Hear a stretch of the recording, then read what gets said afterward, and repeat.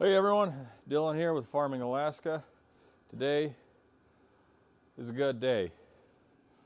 The old 7710 here had a short in its ignition circuit all last harvest. So we had to go around here and start it by jumping that relay.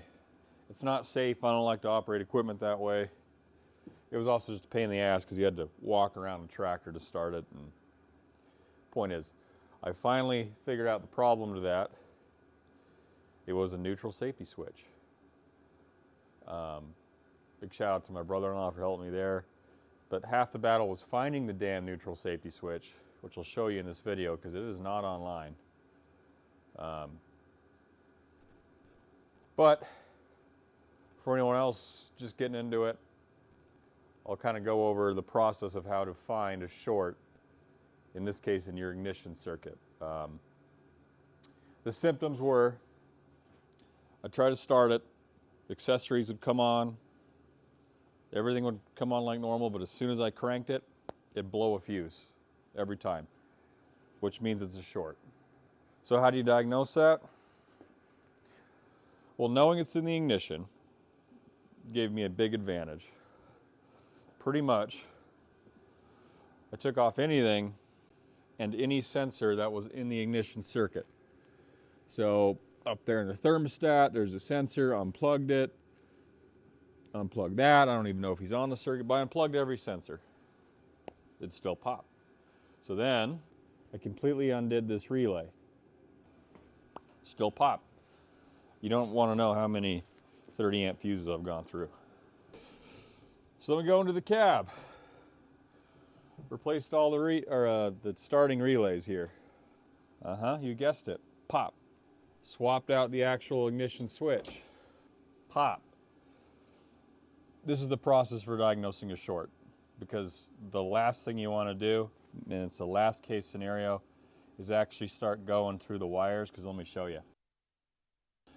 But it's a nightmare if it's actually deep in there in the firewall. So you try every dummy thing.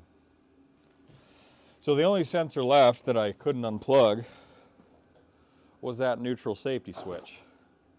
So I'll show you where that is on a John Deere 7710. You can see my front wheel drive is out, which did make the process easier. That flew off this harvest. I didn't have to take it off. But essentially, oh hell, let me get some light. Okay.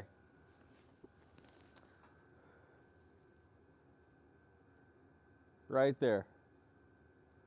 So we are on that is on the operator's left-hand side of the transmission. But I couldn't find it forever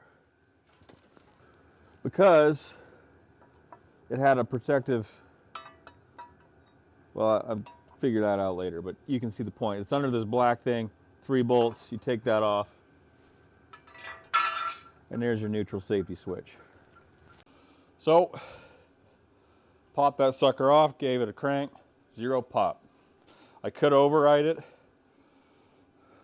by just putting a jumper on that cable, but that's a good way to kill someone. So I'll spend the $20 and replace the part. I'm not in a hurry today. And there you have it. Long story short, just keep unplugging stuff that is in that circuit until that fuse doesn't pop anymore, and there's your culprit. If you unplugged everything, I'm sorry, brother, you're chasing wires. So thanks for tuning in.